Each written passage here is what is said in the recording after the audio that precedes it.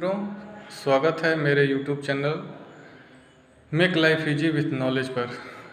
मित्रों, आज हम बात करते हैं अपने घर में होने वाले वायरिंग के बारे में।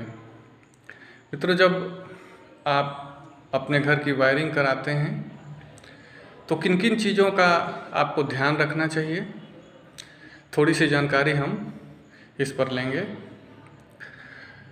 कुछ चीज़ें महत्वपूर्ण हो जाती हैं क्योंकि वायरिंग किसी भी घर या किसी भी बिल्डिंग की बड़ी इम्पोर्टेंट चीज़ होती है। बात अगर वायर्स की करें तो आपको ये नॉलेज होना चाहिए, आपको जानकारी होनी चाहिए कि कितने तार की मोटाई का यूज हमको करना है और उन वायर्स पर कितने तक का लोड आप दे सकते हैं। तो अगर आपको पंखे चलाने हों, बिजली के बल्ब जलाने हों तो 1.5 mm की मोटाई का तार इसके लिए पर्याप्त होता है। अगर आपको कहीं पावर प्लग देना है तो 2.5 mm तार का यूज उसके लिए पर्याप्त है। हमेशा ध्यान रखें, तार अच्छी क्वालिटी का खरीदें।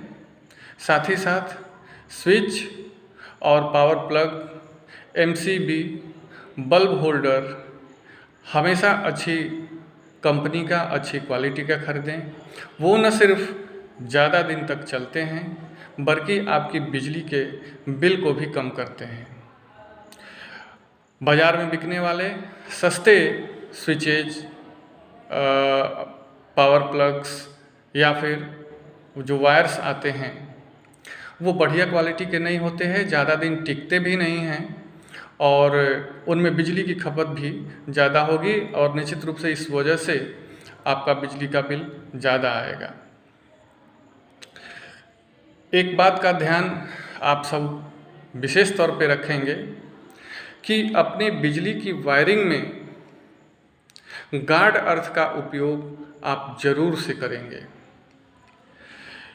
कुछ अप्लायंसेज जैसे वॉशिंग मशीन, फ्रिज, इंडक्शन चूल्हा इत्यादि जहाँ भी आप उपयोग करते हैं उस पावर प्लग में गार्ड अर्थ का होना अतिशय आवश्यक है।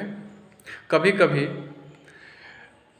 उस उपकरण में खराबी आ जाने की वजह से उसकी बॉडी में करंट आ सकता है और गार्ड अर्थ उस स्थिति में आपको बिजली के झटकों से बचाता है, आपके लाइफ को सिक्योर करता है। तो इस बात का निश्चित रूप से आप ख्याल रखेंगे कि जब भी वायरिंग हो तो अपने घर में गार्ड अर्थ निश्चित रूप से दिलवाएंगे। उसमें एक बात का आप ध्यान रखेंगे कि अगर आपने अपने घर में अलग से वायरिंग करा रखी हो, अलग से आपने अर्थिंग का प्रबंध किया हो, तो एक बात का ध्यान रखेंगे कि जनरल अर्थिंग के साथ गार्ड अर्थ का कनेक्शन बिल्कुल भी नहीं करेंगे।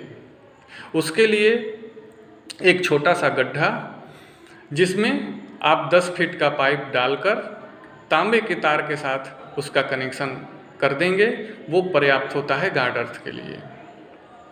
और अगर जनरल अर्थिंग की बात करें तो आपको बहुत सारे लोग या टेक्नीशियन, मिस्त्री आपको बताएगा, इलेक्ट्रीशियन, कि तार के साथ उसमें चूना और नमक ये सब उपयोग किया जाए तो ज़्यादा बढ़िया है। लेकिन आप सिर्फ अगर उपयोग करें तो कोयले के साथ साथ बालू का उपयोग जनरल अर्थिंग में गड्ढों में डालने के लिए करेंगे। इससे आपकी अर्थिंग प्रॉपर वे में आएगी और ज़्यादा दिन तक टिकेगी भी। अगर आप अपनी अर्थिंग में चूना, नमक या किसी अन्य रसायन का उपयोग करते हैं तो याद रखिए कुछ सालों के बाद जिस तरह लोहे में जंग या रस्ट पकड़ता है उसी तरीके से आपकी उस तांबे की वायरिंग या पट्टी में रस्टिंग आनी शुरू हो जाएगी। धीरे धीरे अर्थिंग का आना कम हो जाएगा, वो कमज़ोर पड़ने लगेगा और कुछ दिन के बाद वो कहीं न कहीं बीच से टूट जाएगा। तो इस बात का आप ध्यान रखेंगे कि अर्थिंग में सिवाय कोयले और बालू के किसी भी अन्य चीज़ का उपयोग नहीं करेंगे। इसके अतिरिक्त आप जब भी अपनी वायरिंग कराएंगे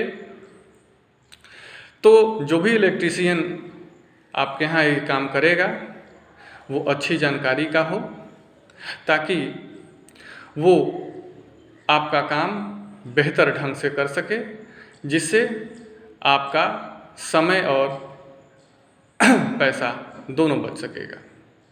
बहुत बहुत धन्यवाद। नमस्कार।